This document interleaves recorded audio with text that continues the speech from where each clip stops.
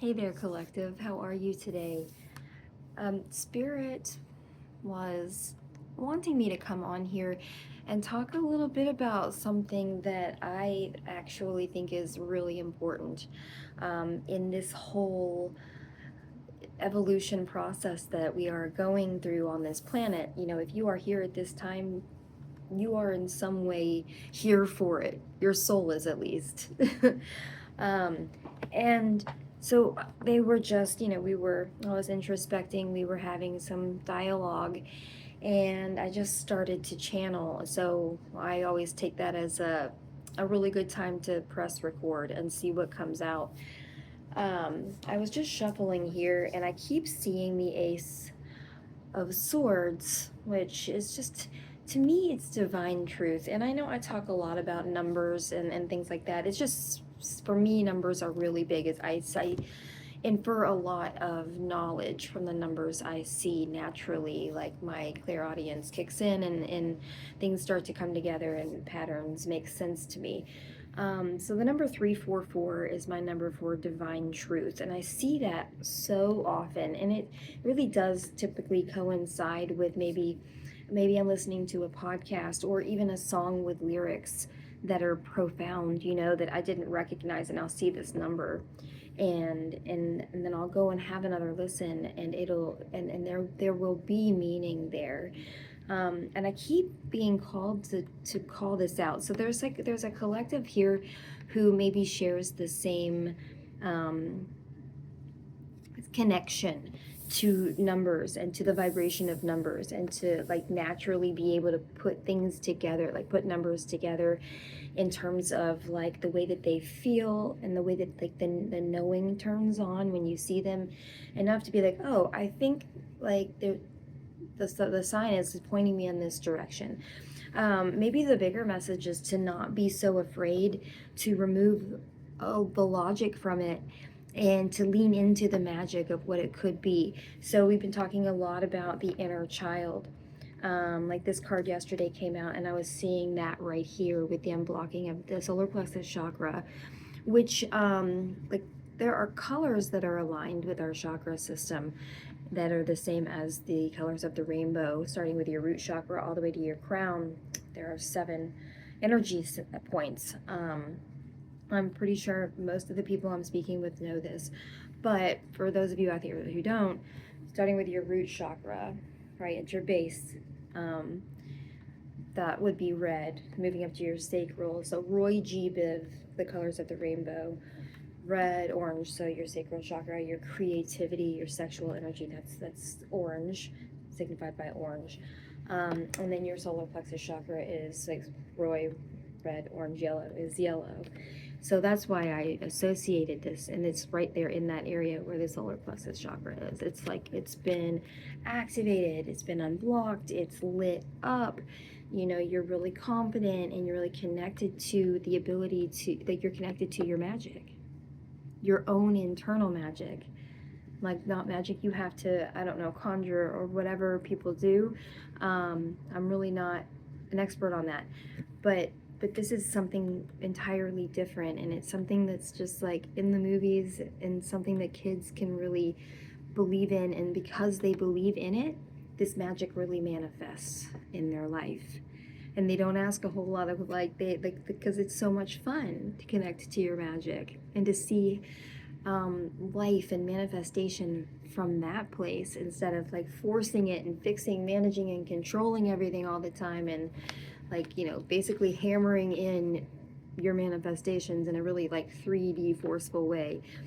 This gets us back to that flow that also keeps coming out, that ka, the number 36, which I also saw earlier when I was walking my dog. So cool. Like right now we are, I think, assimilating into this like collective who just flows, who just really flows, and it becomes really natural, and we stop criticizing ourselves about it, and start realizing that the more authentic we are, and the more we do the things that feel good, as opposed to the things that we believe we're supposed to, we will continue to gain more and more access to this 5D that's like here now, this quantum way of being and thinking, where things are just relatively easy.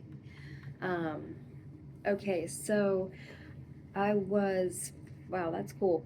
All right, so I was talking about, I had this experience. This has probably been about a year and a half ago. I was doing everything to not plug fully into the matrix and like doing DoorDash for work for a little bit. And I'm driving, and it's a lot of driving, and I'm always picking up on signs and symbols, just always constantly, like, so much. And because the more you throw your attention at that, the more you're going to notice things, and the more you're going to actually, like, really see how you have laid out a full roadmap for yourself if you just tap into it. So that driving was really cool because it gave me, like, time to practice doing that. And I kept seeing subway signs, lots of subways everywhere, right? The franchise, I guess. And then I was seeing the name of this person who was in my life, who I really gave a lot of myself to, and I gave up a lot of myself for.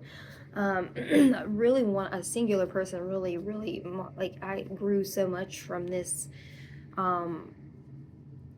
soul connection, and it was a lot of karmic lessons, like a lot, and it really pushed me into my healing, and I'm grateful for it. But I kept, and it's not, at the time, it was still a very triggering thing to see this person's birthday and their name, but I kept seeing Subway along the way as well. And it was like this light bulb moment where this like consciousness expansion happened, and I really, really understood that I was holding on to these limiting beliefs about my past. I was giving this person my power still, as I was like ruminating on all that I had sacrificed and all of the falseness that I presented in my life and to this person, just to appease them, and just to, like, I really dimmed my light. And then that became so normal to me, and I became so sort of traumatized and, like, emotionally traumatized, and spiritually traumatized, that, like, I didn't think that I was any other way other than less than everyone else. But really, it was just this person came in and reinforced all the abandonment issues, reinforced all of the trauma, and it, like, forced me. I was, like, either gonna, like, unalive myself, or I was gonna look at this. And of course, I'm reasonable, so I looked at this, and I just started to take one step at a time. But back to the subway thing. So I realized, right, like, my limiting beliefs. I didn't know this was going to be story time. Okay.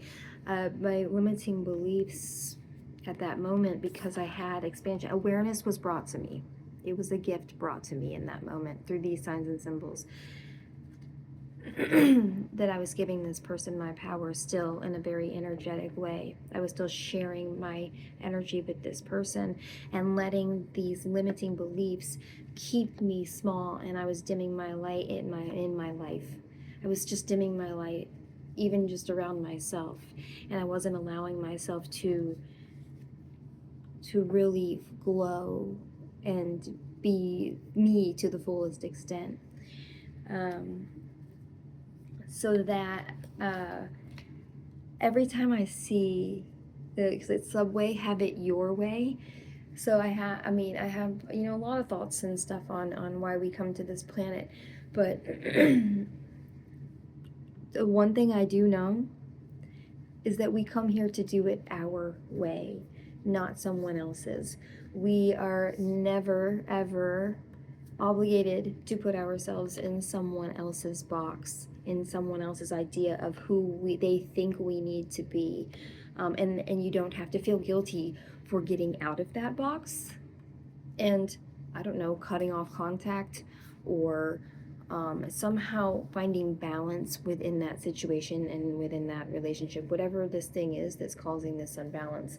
But for me, it was like, that was the karmic pattern, was just the people in my life, and, like, the unhealthy relationships, and being a real, like, narcissist, empath thing going on there. And I was such an unhealed empath for so long, And I'm such a people pleaser.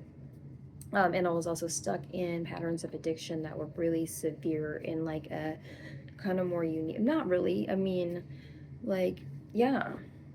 But I always say I could be addicted to anything if you just give me a few minutes, you know? And 3 years ago, that would have been such a true statement. But I don't say that to myself anymore because that's not my reality and that's not where I'm at.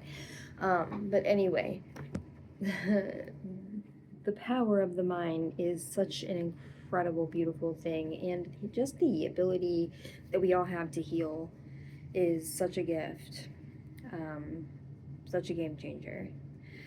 I promise I'm going to get back to this. So have it your way. So we come here all with a very, very unique blueprint and a very unique way of what we're going to do when we come here, what lessons we're going to learn, what experiences we're going to have, what interactions and what relationships we will have. And typically the people that you have relationships with are the people that you have relationships with in many lifetimes. This is your soul family. These are the people that help you learn your lessons. And sometimes in life, they're not always deemed good people in your life. But at the end of the day, you stand all the way out and you realize that, like, the soul came here because that soul loves you and wants to help you learn this lesson. And agreed, I'll be the bad guy, you know, whatever. Because you've been that for this soul many lifetimes, I'm sure. But we are we just kind of want to get in all these boxes in today's society. As much as we talk about being individual, we're really quick to like define everything that means that we're an individual, which then puts us in boxes, which is fine. Like duality is beautiful, and so is singularity, you know, and it's about learning how to find balance between those two things. But in order to get to these places where you can be so mindful and intentional about creating your own life, because that takes a while, that takes a lot of cleaning your side of the street to get to a place where it's possible that you have like the self-mastery it takes to really create the life that you want to live. You have to put some effort into that, and it is helpful. Like I don't mean when I say like some people came here, like we didn't come here to just read books all the time. I was an avid reader when I was younger, and I still could be, but it was to such a degree that it was a distraction. I wasn't like living my life, and I found myself like going to other people's ways of critical thinking or other people's answers to things, and I had to turn, well, the universe turned that off for me. I had seizures for like 3.5 years. That's a whole story, but and it's been a long process to heal from those, and that really messed with my all memory, but you know, all memory. It messed with my focus as well, and I was already I have ADHD symptoms often, you know, I'm diagnosed as that. Again, I try not to like put it fully in that box. Like some days I have symptoms, some days are worse than others. But I try to really manage that with diet and exercise, and it's been wildly successful. But I had to like heal my trauma to make it better. But anyway, I digress. I have no idea now where I was going with that. Oh, let's just get back to this. So the blueprint that you come here, yeah, and putting yourself in boxes. Okay, thank you. Yeah, I don't want to talk in circles about this, but it's just and I don't want to talk at you all. Like I get it. I'm talking to a bunch of really really effing smart people, like super smart individuals here. But sometimes it takes somebody, like it takes having the awareness of being like, I really don't have to be in that box. I keep telling myself that I am this thing.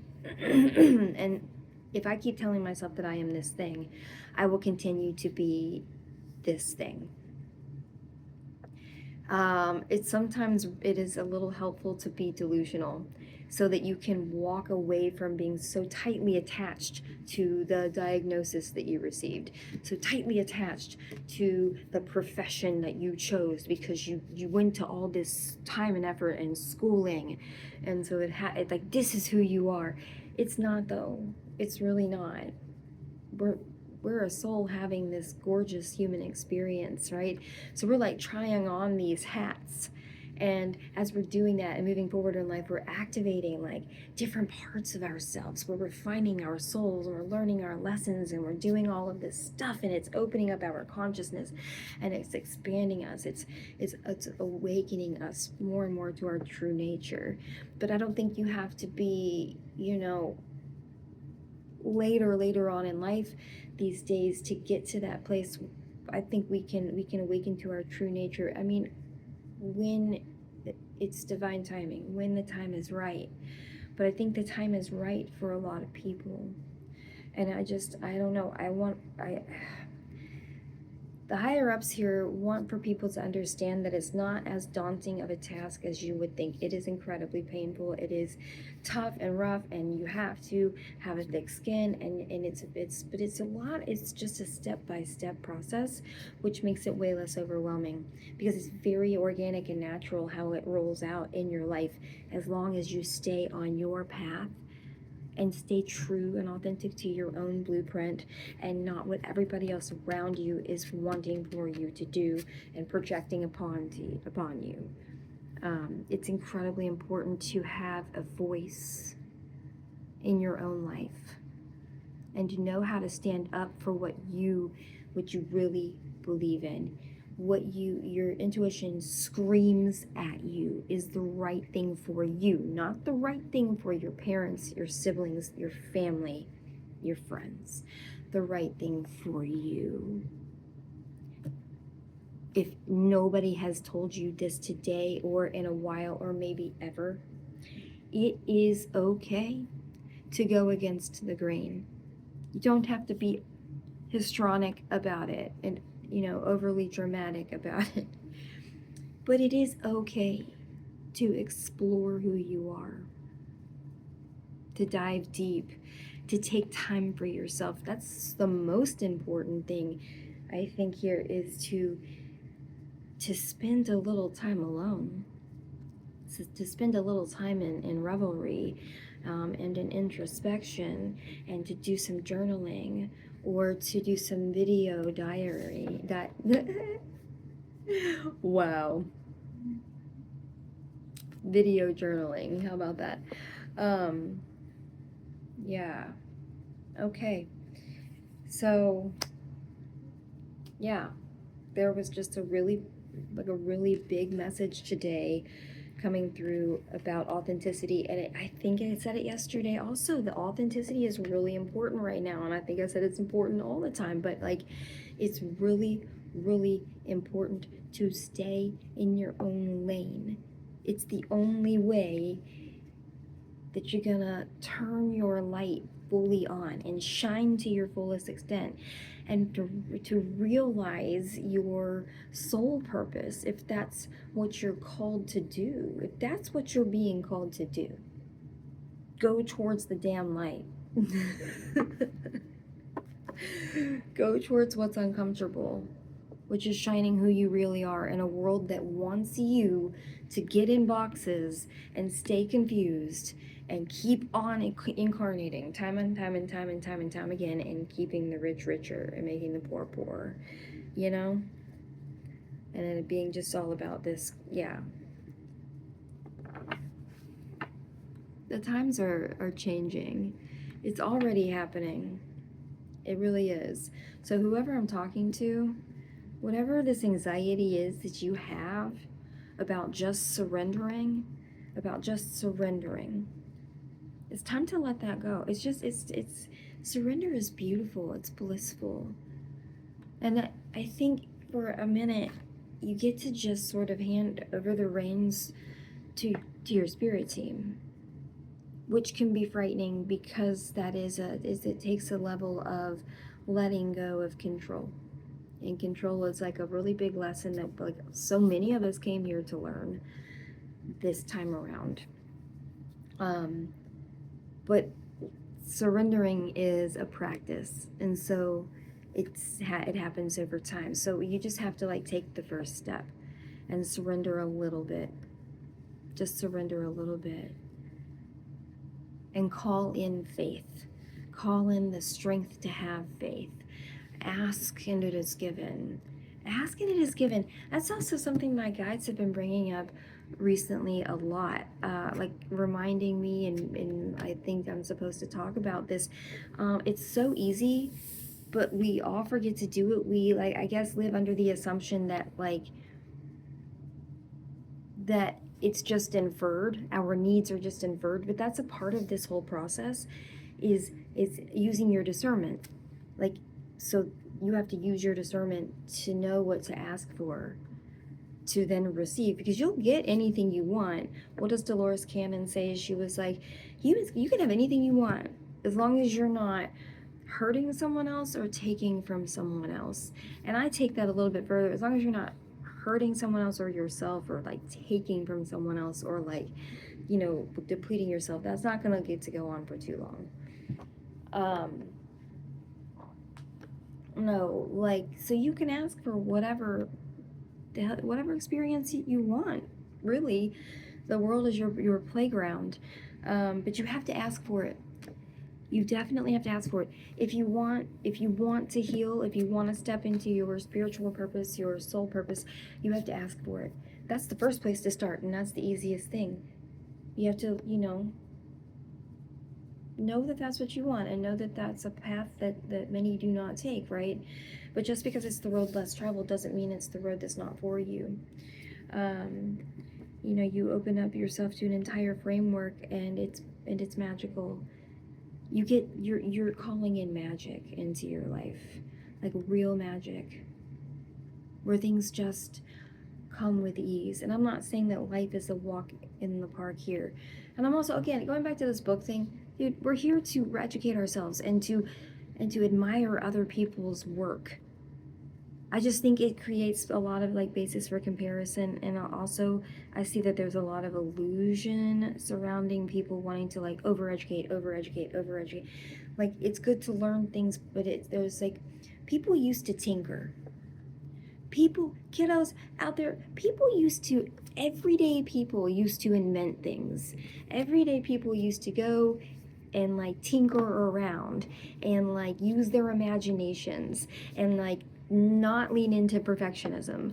And like that's how like big ass discoveries are found, when people just tinker for the hell of it, because they're bored. And they, like, people like used to know how to be bored, and it would spark creativity. And like, I feel like the whole creative process is just dying, but it's not. There's like, it's everywhere. People are being creative everywhere. That's not like, ugh.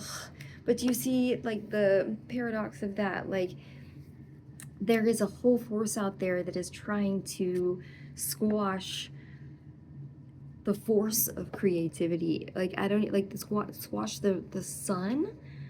Squash what? The spirit of that? That's the spirit of everything.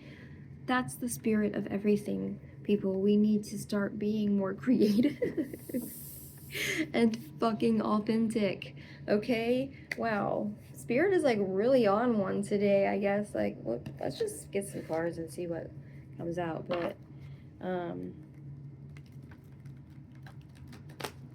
actually, I'm just gonna do a few cards and then I'm gonna end this. I feel like I've been kind of talking in circles, because the message is really simple. This is a message, this is a call to be authentic. This is a call to like go within and figure out and get really specific about what you want and what you want to walk away from or not take with you, because it's really up to you, but it's about being honest with yourself. All right, we have the Three of Swords here. And the Three of Swords and the Two of Cups on the bottom.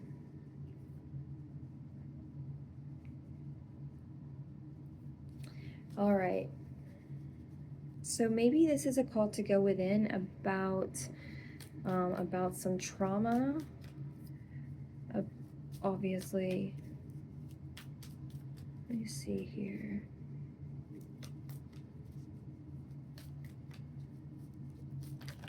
Oh, well.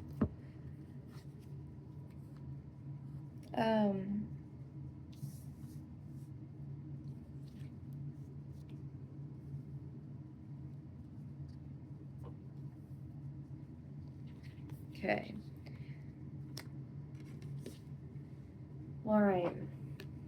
Bottom of the deck here.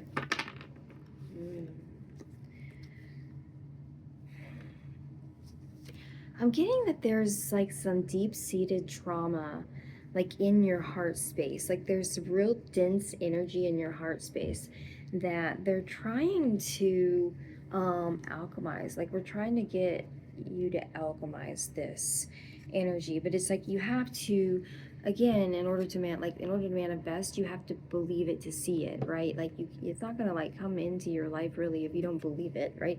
Same as this. It's almost like you have turned a blind eye, or maybe you're being false to yourself. You're not being authentic to yourself about something, a situation that happened in your past. I feel like it's in your past. I see the Hierophant. I'm like, I feel it's leading me to the past, like where things were more dogmatic for you, things were more logical for you, and things were more set. Your routine was more set for you, or something. It's like maybe a first love. Yeah, I'm getting like this really innocent, like puppy love kind of feeling, but in this situation, yeah, here, like the Page of Cups here, in this situation,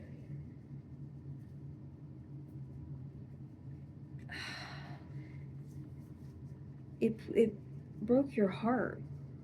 It put you in a really defensive mode for a long time. It was like it blocked your solar plexus chakra, it blocked your heart chakra. And I think that you have this blockage that's like super deep, is what I'm feeling, super deep. But it's like it's like the first wounding. It's like your first real heartbreak. I don't think it's. I think it's coming up to be addressed. Yeah, because you are moving on to calmer. Like you've done a lot of work. But there are some things that are stuck in your past that just need to be looked at, and need to be looked at with a very honest, very balanced perspective. Okay? So I think your guides here, your guides, whoever that is that you subscribe to, that you lean into, your internal guidance, how that is for you, I think they're trying to bring this to your attention, like bring some childhood trauma up for you to look at. Because I think when you alchemize it, because I see the Magician card here, I think when you alchemize this, yeah, it's gonna bring in some karmic justice for you. This is just a message for somebody here, interesting, but it's a call to be authentic. It's a call, we have the ability to like bring forth past versions of ourselves. We just, again, you have to ask and it is given. Ask your guidance for help with connecting to these versions of yourself that need healing. Like you just ask for help, and then you get yourself in like you listen to the advice, you listen to what they're telling you to do, and what you're knowing is that most times it'll have you getting pretty quiet and still and introspective, so that these things can like come up as thought forms. You can kind of grab a hold of them and get curious about it. Or however your healing is, whatever that looks like for you. But yeah, and I think that this is a call for the collective to be doing this. We need to be looking deeper and really fine-tuning our healing, and going in like with a fine-tooth comb, and just like making sure that we're being honest with ourselves about our forgiveness, about our resentments, about the anger that we carry and hold. I think anger is a topic right now. Resentment is a topic right now, because we're really trying to, as we ascend together, we're trying to really collectively leave out old imprints of trauma and abuse and neglect and these generational things, which it's a call for all of us to be doing our part right now in making sure that we are cleaning up our own mess. So as we move forward, we're going to be, as we become more self-actualized, as we move forward, and this is what this is, self-actualization. I think that's Maslow, his scale of something. But that's coming to mind. But if anybody's interested in looking up what his definition of, I think that he may have coined the term self-actualization. No. But I'm thinking, I'm just relating it now to like this more quantum experience that a lot of us are having, and how that's becoming more consistent in our daily lives. And it's really changing up our needs. It's really, really freaking changing up our needs. And so, like, I think this is, like, we have to do our emotional work, our psychological work. And so this is a call to go deep into the past. All right. I think I'm going to leave it at that. I've been producing or creating these, like, hour-long videos, and I just feel like it can be a lot. And I don't know if I'm putting myself in your shoes, if I would want to sit and watch a video for that long. You know, it depends. To each their own. Some people have a massive amounts of focus and can do that. I cannot. It depends. It really depends. But, so I'm going to try to be better about that. Other than that, I don't know. I'm just jumping into this as I'm being called to, and I know I'm not the most, like, linear and, like, kind of organized reader or whatever. I don't really consider myself to be too much of a reader either, just a channeler. Anyway, I've been enjoying it. So if you've made it this far, I really appreciate it. And I just really thank you, because this is starting to feel really like the right thing. And it's nice. It's nice to be feeling more settled in this, and I don't know, in this version and with this perspective. It's really beautiful, and I have a lot of gratitude for it, and you all are a part of it. So thank you very, very much. If you got anything out of this video, please give me a like if you want to. Leave a comment if you'd like. I would appreciate it if everybody would be kind in the comments. I'm really trying to cultivate a community here of just openness and authenticity and understanding and, like, open creativity. All right, so honesty is cool, but let's make it constructive, please, if we're gonna go in that direction. All right, I hope you all have a wonderful, beautiful day, and until next time, I love you. Bye.